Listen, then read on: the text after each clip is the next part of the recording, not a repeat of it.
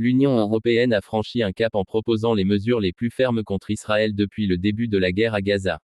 La Commission européenne a annoncé un ensemble de sanctions visant directement deux ministres d'extrême droite du gouvernement de Benjamin Netanyahou, avec interdiction de visa et gel des avoirs.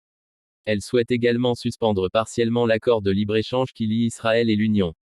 L'exécutif européen justifie ces décisions non pas comme une punition, mais comme un levier pour améliorer la situation humanitaire dans l'enclave palestinienne, où la guerre a causé des milliers de morts et un désastre humanitaire.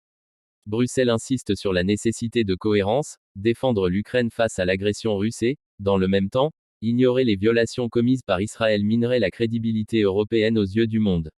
Si elles entraient en vigueur, ces mesures alourdiraient de près de 227 millions d'euros le coût de certaines importations israéliennes, notamment agricoles.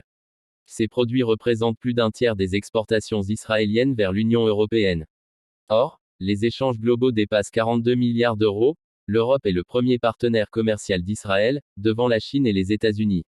L'an dernier, près d'un quart des exportations israéliennes étaient destinées au marché européen, tandis que l'Union fournissait 31% des importations du pays. Israël conserve donc une capacité de riposte commerciale en cas d'escalade, mais Bruxelles parie sur son rôle de premier partenaire pour peser dans la balance.